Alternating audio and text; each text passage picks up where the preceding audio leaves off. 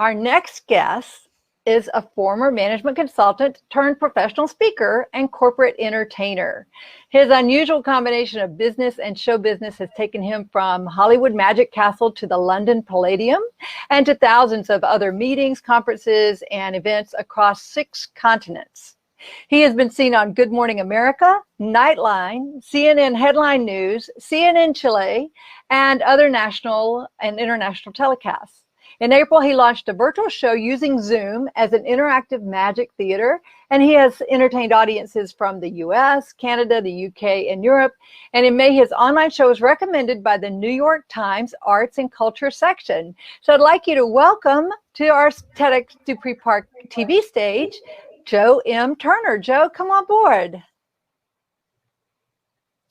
Well, you could come on board better if I pressed the right button. Exactly. Okay. Hi, everybody. Hi, Gina. Hi, Mike. Nice to see y'all today. I was just thinking that with your ability to do magic, that you could just click your fingers or click those slippers together, and you just show up. I'm at your service. Well, we're so glad that you're here. So, Joe, I have actually been, let me see, I'm having a little bit of technical difficulty today. Let's see if I can turn that one off and turn the right ones on. There we go. Okay, so I was in your virtual audience a few months back with you doing your magic. I thought, let's see what this is all about.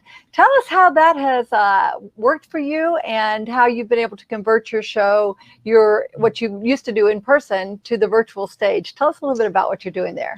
Well, to boil it down, you said I come from a management consulting background. I have a rather eclectic set of experiences, and I studied physics. I was going to be a physics teacher, and then I worked in the musical theater for a while. And then I went into management consulting, which is its own kind of song and dance, I guess. And then 20 years ago, I went full-time into the speaking and performing realm, doing magic for entertainment. Entertaining mostly corporate groups with sleight of hand. And over the years, how it is with all of us, our other experiences come into what we do, and they inform the decisions we make and the way we talk about it. And I started using magic not just to entertain, but also to speak to organizations and companies about how creating magical experiences on a stage can be a parallel for the way they do business for their own groups. So that's how I became a speaker and performer, primarily in the corporate world, sometimes on cruise ships. And that's where we get to answer your question. Is in the early part of February, I was on a ship in the South China Sea when the ports started closing around us, and we had no place to go and all day to get there. And finally, we ended up in Singapore.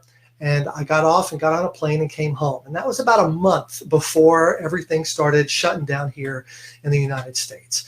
So I had a little bit of a head start on what it was going to feel like for everyone. And it was like what Gerald said earlier. You know, one day, late March, you wake up and your whole calendar for the year has sort of emptied out. And you figure out, well, what do I do? What is the path to even take? And I thought to myself that if I was going to have the credibility to get back on a platform in front of an organization or a company in the future and talk about creativity and persistence and innovation and resiliency and leadership, then I couldn't very well just sit there and do nothing. So I went to some Zoom meetings and realized that the box that we're in, this video conferencing world, had an application to performance as well as speaking and teaching. And so I launched my show, kind of figured it out as I went, learned new skills about light and sound and technology. So these are the opportunities that have been available to all of us this year to grow in ways we didn't expect and develop skills that we'll be able to use in the future. And yeah, it paid off. I started populating Facebook and Eventbrite and other platforms with the fact that I was doing these shows. And the New York Times saw me and included me in a story about magic and performance in the virtual space during COVID. And then a couple weeks later, I got a surprise recommendation in the Sunday Times at the end of May. And it's just been a way to continue taking magic and the experience of theater into this different kind of medium. That's interesting. And, I like, just like we're doing here on this show, we've adapted very quickly. Gina's a genius at this. I mean, she teaches it, so it comes natural. But, the world goes on. And so, you move on. Let me ask you this. I'm just intrigued by magic. I tried it a couple times, and I found out I didn't have the patience for it. But, it used to be a long time ago, the magicians were like the scientists at that time. They were the wizards. They knew things that others didn't know. So they knew how to take something and make it look magical. But there was really a science behind it. They were figuring it out. So how do you, as a magician, use all the skills you've got? And you're a very smart guy. So how do you use that to interweave, to educate? I mean, there's something behind what you're trying to do with the magic. Tell us about that.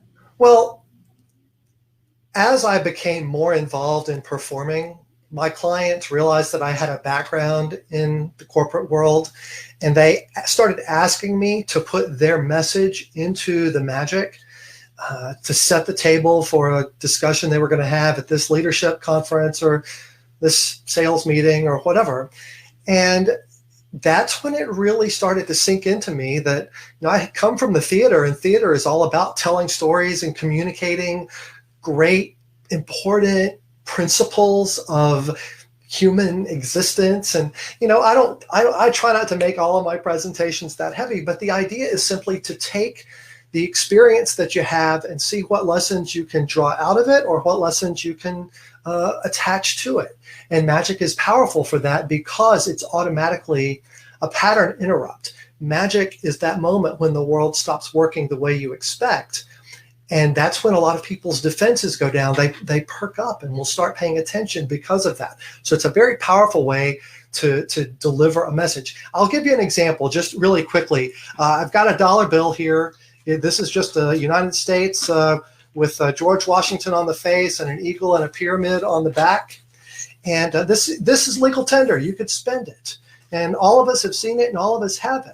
But I was thinking about what Dr. Deb was saying earlier about people who have interesting, maybe different circumstances, but similar symptoms. And all of us can sort of feel like that when we're under stress, that we've got all the pieces, but they aren't aligned in a way that's useful and productive and helpful. And so that's one of the things that magic and things like the great TED Talk and TEDx experience allows people to take some things they may already know, but put them together and align them in a different way. And that alignment is what helps it to become valuable in their lives. And so that's just a little example of taking something small, but how a small magical moment can help to crystallize a concept because you get to see it and experience it. Joe, I've had the pleasure of seeing you not only in person doing your act, but actually do one of your business-related workshops. And I found them, I hate to use the term magical, but they were magical because you found a way, just like you did right there, to take something extraordinary and relate it to the ordinary, something that we all can relate to, something that we all go through. And I just want to commend you and how much I admire how you have risen up to the challenge. And so many people in your particular genre field, performance entertainers, speakers, have had to find a new way to get your message out. I may be wrong, but I think you're on every Saturday or Sunday morning doing singing and piano as well. And I got to tell you, I appreciate you and what you have done to help all of us move through this with a little bit of flair and a little bit of fun. Well, Mike, thank you. I do, as I said, I have a musical theater background, so I love to go in that room right over there and sit at the piano and just live stream old show tunes or sacred music on Sundays. And I haven't done it in the last couple of weeks, but I'll be back there. I was doing it very regularly when we were more locked down. But to your point, I think it's really important. I mean, the artist is driven, is compelled to communicate something about who they are and how they see the world. And all we have to do that with is the talents or the gifts that we have. And I have some interesting ones. There's, it's a little unusual to, find the card that someone's thinking of or something like that. But I really think we all do. We all have those gifts. We all have talents of our own. When you come to TEDxDupreePark, you'll see speakers who all have their own greatness, their own special way of seeing things. And I just feel like that's what we're called to do, is contribute those things that we do into the world. And if we have to do it through a camera, or if we get to do it in person, the artist is compelled to put out the art. And that's how I feel about it. Well, I so enjoyed your show, and I know you guys will too. And you're planning on continuing to do these for a while, right? Yes, I have the paid sort of ticketed event that the New York Times recommended. So I've got another one of those coming up on November 15th. I just was booked by the Magic Castle in Los Angeles, where I've performed many times in the past. I'll be hosting and performing on a virtual show for them in November. I'm using what I do charitably to raise money for a charity water that provides clean drinking water to people in developing countries. I'm donating a show to raise money for them.